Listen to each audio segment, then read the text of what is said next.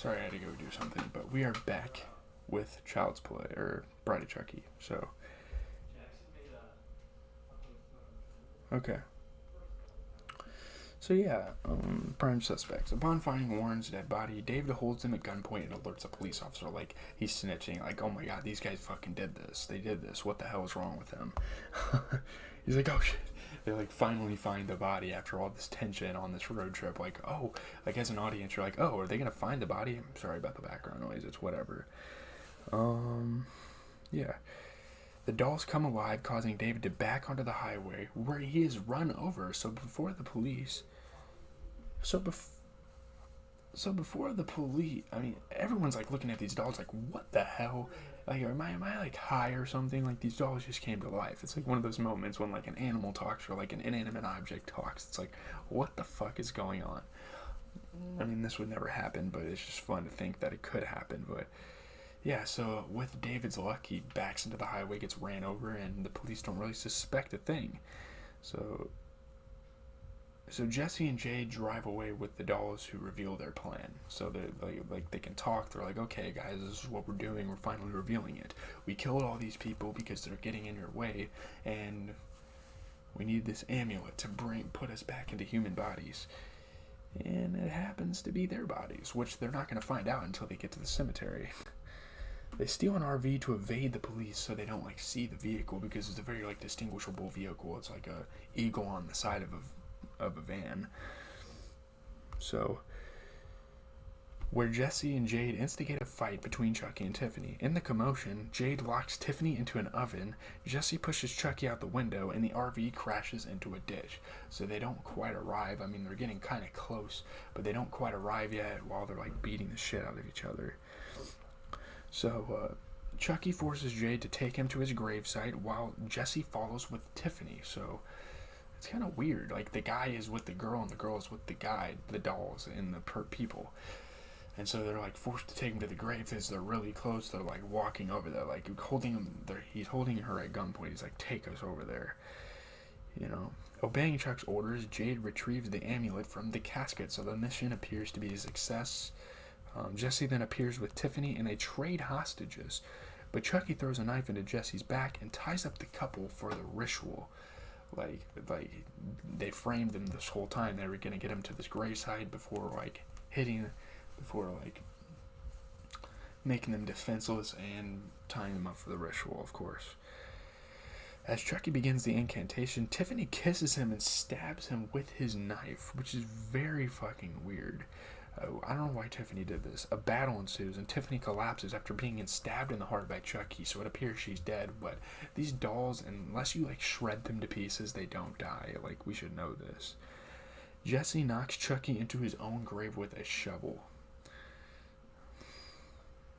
which is kind of like some symbolism, I suppose. Private investigator Lieutenant Preston arrives and sees Chucky walking and talking in the grave. He's like, dude, what is happening? Jade grabs Preston's gun and shoots Chucky several times in the chest, killing him. Jade's like, I got this. I can take care of this. After contacting the police and declaring the teens innocent, Preston sends the couple on their way home. They seem to live happily ever after, but obviously they're traumatized by what just took place.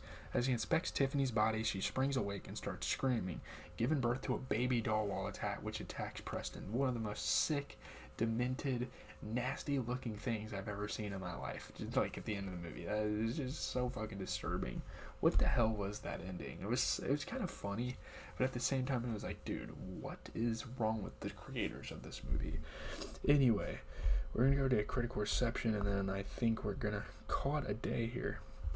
Rotten Tomatoes, they review all sorts of movies. It's a 50% approval rating, 38 reviews. Not a lot of people like this movie. It's better than Mid, though. Average rating of 5.7 out of 10. I mean, Bride of Chucky is devoid of any fright, and the franchise has become tiresomely self-parodic, although horror fans may find some pleasure in this fourth entry's camp factor. It got a B on Cinema Score, which is actually pretty decent. Usually they give a lot of movies higher grades, but still a B is good for a movie. A B movie, that's fine. I mean, A lot of people don't like this movie, though. The novelty of a bloody horror film built around a malevolent doll carrying the soul of a serial killer is worn thin. Like people are thinking, like, the idea's kind of gotten old, and that's understandable. It's just a fun movie. It's nothing you take seriously. It got a D rating in Entertainment Weekly.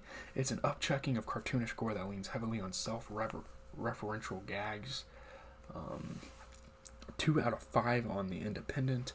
Bride of Chucky strings together a series of humorous asides and knee-jerk shock tactics. It's literally the humor. I guess that's the only reason people even gave it a good score.